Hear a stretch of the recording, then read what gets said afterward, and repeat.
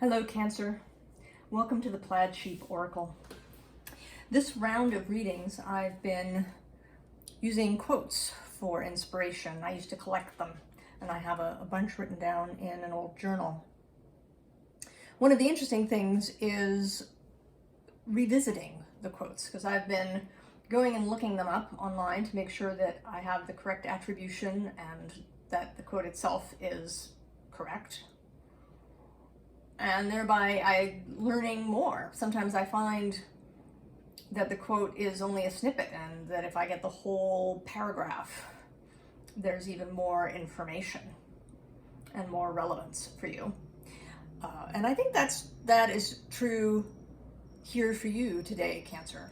Your quote is from Ayn Rand, who wrote Atlas Shrugged and The Fountainhead. I haven't read either of those. They're both giant tomes. They're the kind of thing you put on your list of achievement reads, right, along with War and Peace and Ulysses. And mostly I know Ayn Rand, from quotes and from critiques of her work and her philosophy of life. But the quote today, I think, is quite true. Money is only a tool. It will take you wherever you wish, but it will not replace you as the driver.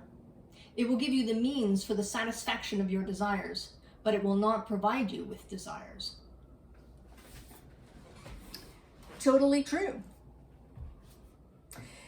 And you may perhaps be having difficulty, Cancer, around the idea of money.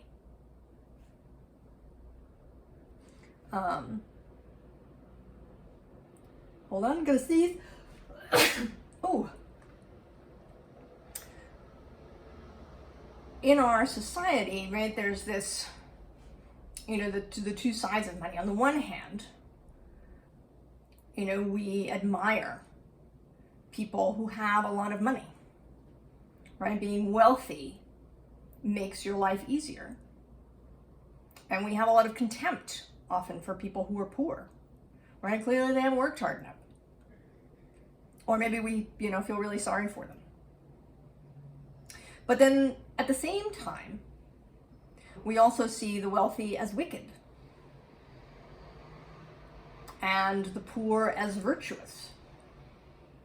So we have these conflicting ideas about money. In the spiritual community, we like to say that money is just energy. We want to diffuse those grippy things around money. But it's not really that simple, because it's not really true. Money isn't just energy. That's one of its aspects. But it's a symbol. It's a kind of quasi-deity that people worship and make offerings to. There are the priests of money, bankers and financial advisors and hedge fund managers. There's the way money is both physical, as in actual dollars, as well as digital and ethereal, right? Cybercurrency can actually be created out of energy if you have enough time and processing power. So money is, right, it's murky. And you may, Cancer in particular, feel really ambivalent about it. Maybe because of your upbringing, maybe because you've been hanging around in spiritual communities. Some of it is Cancer's, Cancer, I have Cancer rising, so I know we like to feel secure. We have a hard shell that we hide all our soft bits in. We like to have material security, a home, right, that is ours. We like to know where our next meal is coming from, that we you know, are not right on the edge of a precipice. So money can be especially fraught for Cancer energy in our society where money is very often equated with wrongdoing, with exploitation, with taking people out of the home, right? That's another aspect. Particularly, you know, sort of since the 1950s, as we've come into a space where both parents work, right? Where women came into the workforce. And so there may be some subconscious stuff there for you, especially if you're sort of a 60s or 70s Gen X kid, yeah? We were latchkey kids. And that was really cool in a lot of ways because we had a lot of independence. We could do what we wanted after school without supervision. But at the same time, it was kind of a benign neglect. And there's some part of us that may blame money for that, right? Our parents went out to go and work because they wanted money. So that's another, right? Another sort of thing around money. And money feels, or can feel, aggressive, right? You know, there's, if you you know, prefer sort of gentle energy, you start here with this hummingbird, and you're faced off, right, in this direction away from the reading, perhaps wanting your mind on higher things, right, engaging in meditation and thinking about how you can do good in the world and how you can be a good person, especially when it's all going to heck in a handbasket.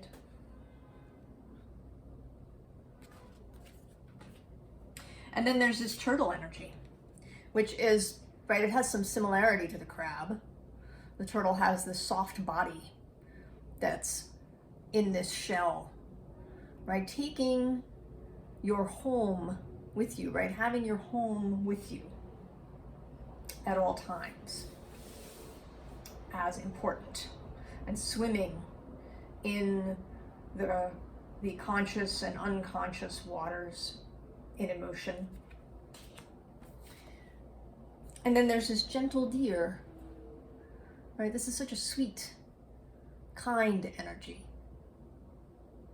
Bambi's mother, you know? But I think what this reading is asking from you, Cancer, is for some buffalo energy. Right? This is also earthy energy. It's stable. This isn't really a risk-taking energy, but it is an energy that knows what it wants and will pursue it. Right? Once buffalo are moving, you have to get out of the way.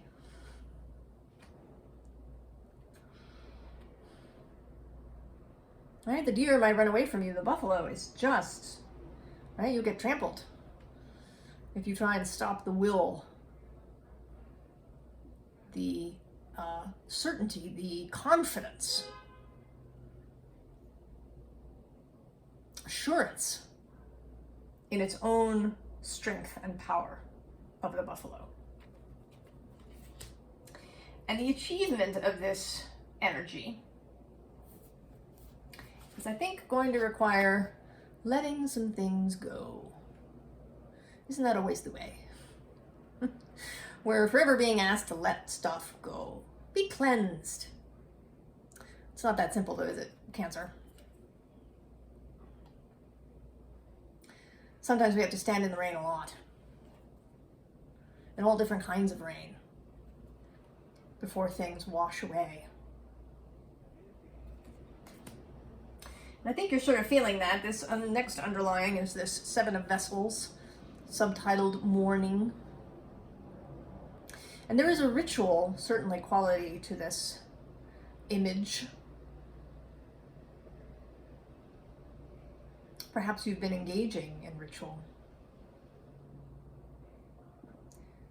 Maybe you've been looking to let go of your grief. I don't know how that's going for you, Cancer. Because the next thing we get here is this Four of Vessels boredom. I don't know, maybe it's boring. Maybe you've been doing a lot of, some spiritual work is kind of boring. In its way, repeating mantras. Doing these things, right? I think it's kind of boring. Cancer is a cardinal energy. It wants to initiate rather than maintain. That's the fixed energy. Right? Scorpio is really the water energy that might get really into ritual and ceremony in a repeated kind of way. Just saw 11:11. But Cancer wants to initiate.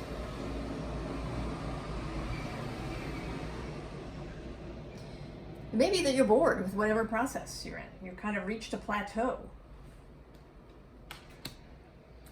Right, we get this new other card, Five of Stones, Endurance. Right? She also looks sort of bored, right? She's been sitting in this cave, tending this fire. And in the distance is this lightning. Now, she's not really paying attention to it, but it's recalling the lightning in this buffalo. I think that something, Cancer, is calling you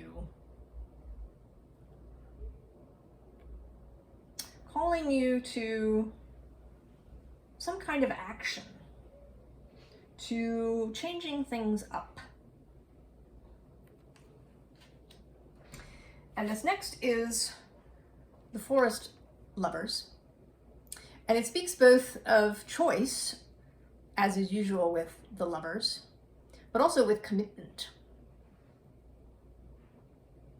And we may feel that commitment is something heavy, right? It implies a slog, doesn't it? It implies endurance. Right? We have to endure something that we've committed to. But I don't think that's true. I think it can be, right? We can choose to commit to something that, I don't know, sounds like a good thing, sounds like an appropriate thing, something where the word should is involved, or supposed to. But this isn't really a should or supposed to sort of commitment. This is a joyous commitment. These are two people, they've met, they've fallen in love, and they're combining their hearts and energies, their vision together.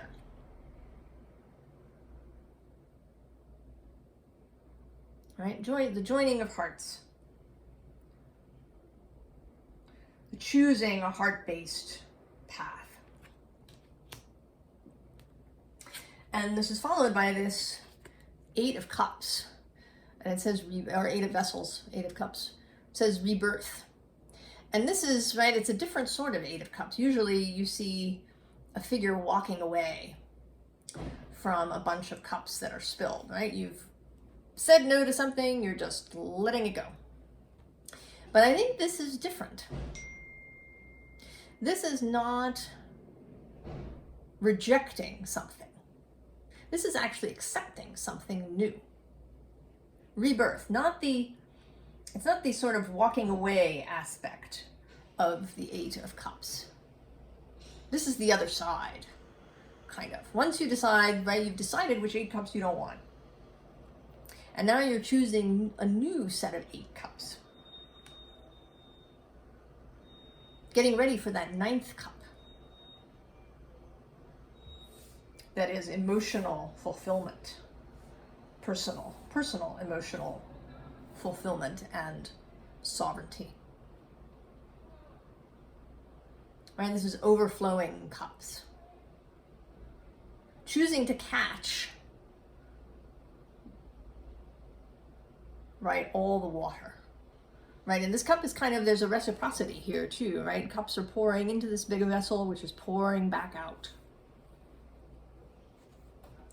And it may be that you need to think of money this way, Cancer.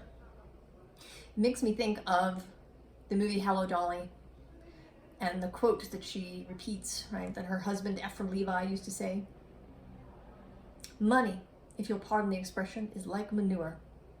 It ain't worth a thing unless it's spread around helping young things to grow. And the same could be said, right? It's like water helping things to grow.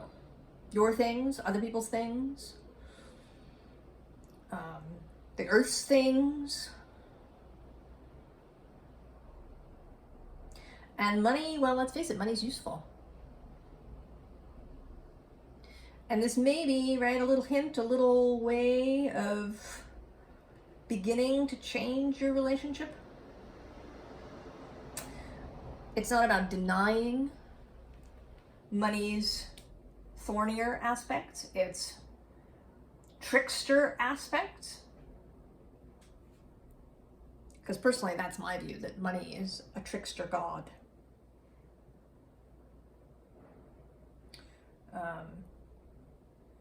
Or that it has, actually, that it has several faces. That it's a sort of a god of benevolence, of affluence, of freedom. But it's also a god of constriction and fear. And then, right, it's this trickster god. But that trickster aspect is important because the trickster is inviting you to play. And this balance card, Temperance in this deck, is making me think that, right, because there's serpents twining together, and then there's this sort of funny face down here at the bottom of the card.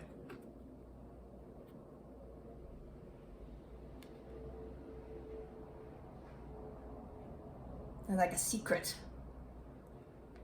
like an impish aspect. The trickster will always welcome play. Get too serious, and the trickster is a problem. But be flexible. Keep your sense of humor.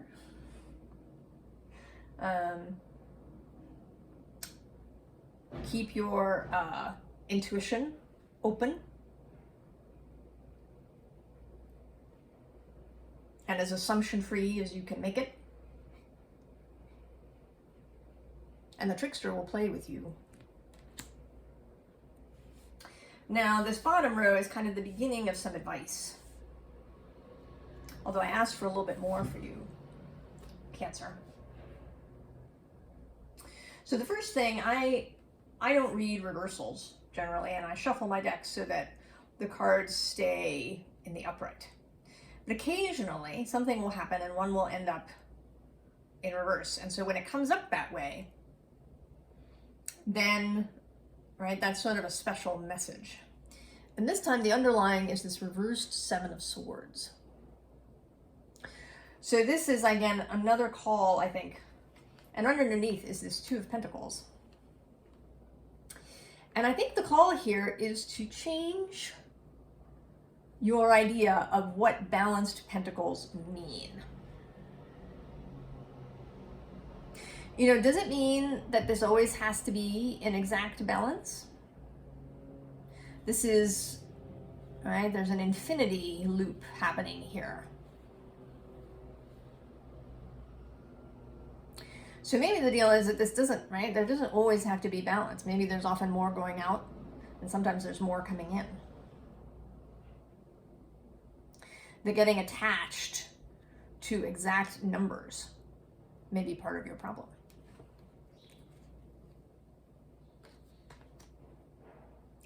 So to think think about things differently, to turn assumptions that you have about money on their heads, to use that meditative and contemplative time to consider other possibilities around money. Really, really think about money. Maybe read other things about money. The Soul of Money by Lynn Twist is a great book.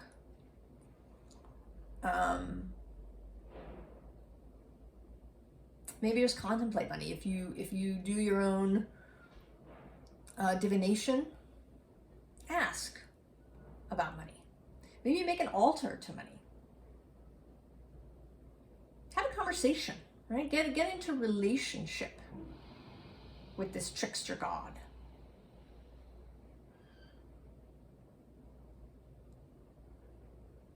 Join up with the trickster god.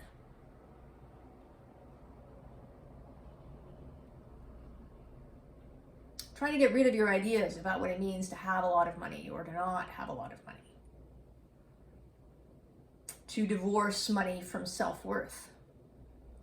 To see it as Ayn Rand does, as a tool.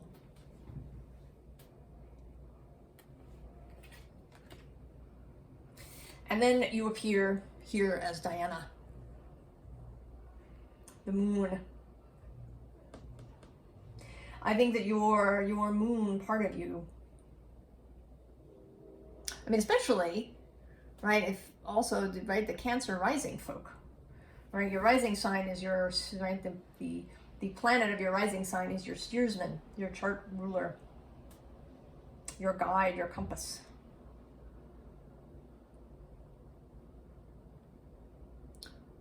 So following your compass, Cancer, and Cancer rising, and Cancer Venus. I think that this moon in you, this moon wants you to shoot an arrow right through this Nine of Wands and this Seven of Cups. This Wounded Warrior card, where you got all these wands, you've reached the end, but you're not really satisfied. You've got all these wands. Which one is the one you actually want? Which cup out of these seven is the one you actually want? Really, contemplate your desires, Cancer.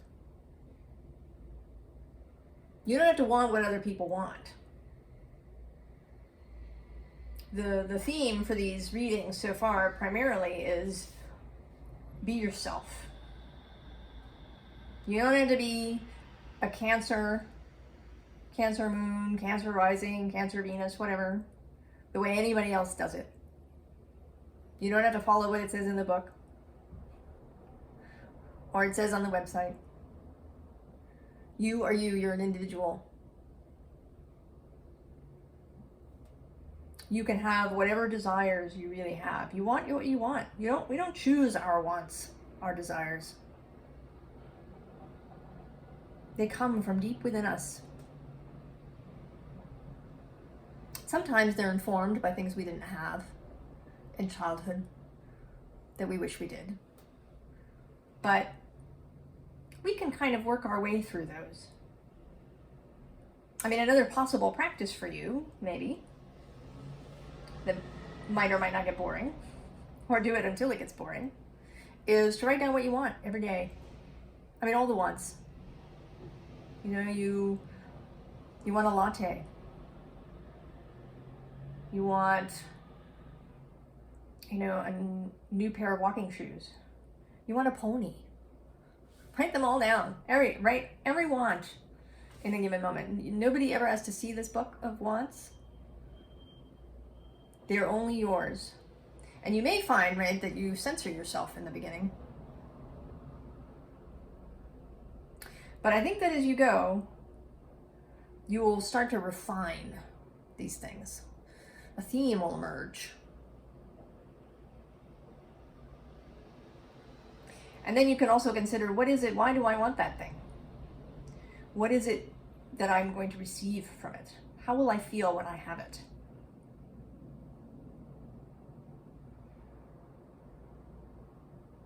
More refining of your wants and your desires. Finding out what's in your heart so that that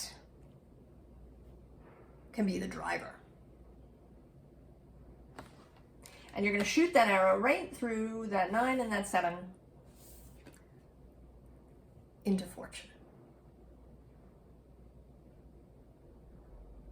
Into fortune. Lakshmi. That's a luxurious sort of energy. A deeply receptive energy.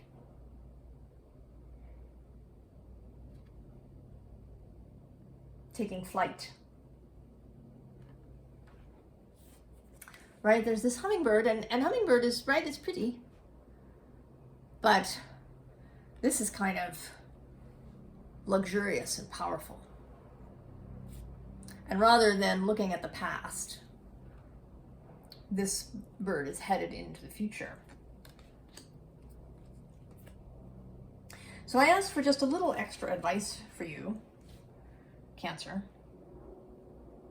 And on the bottom is the moon. So, be yourself. And here, right, she's touching the water, right? It's like she wants to touch the moon. And she can if she's touching the moon within her own self. Touch your moon, Cancer. Touch your own moon. And then we have the Hierophant. So this is sort of the buffalo re-emerging here. In charge, absolutely confident,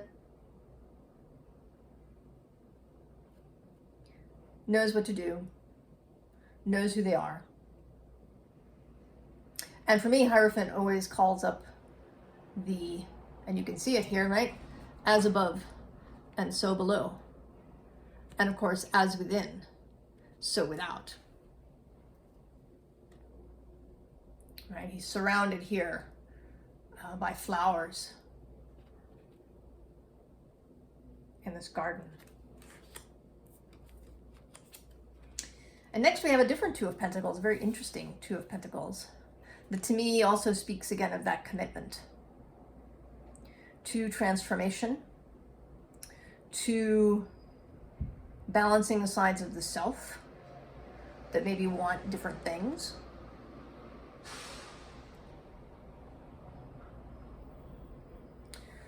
To forming a unified will, a unified direction.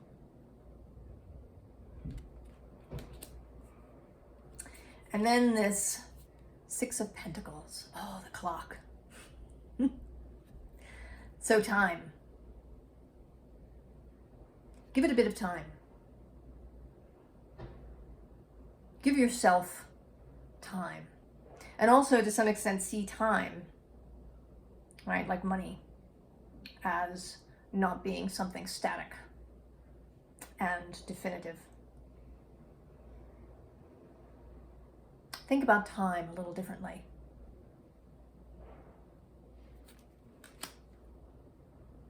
So I'll read that quote for you again, Cancer. Money is only a tool. It will take you wherever you wish, but it will not replace you as the driver. It will give you the means for the satisfaction of your desires, but it will not provide you with desires. So that's the crux, Cancer. Get clear on your desires, on your right to have them, your right to pursue them, to fire your arrow, and come into partnership into partnership with trickster money.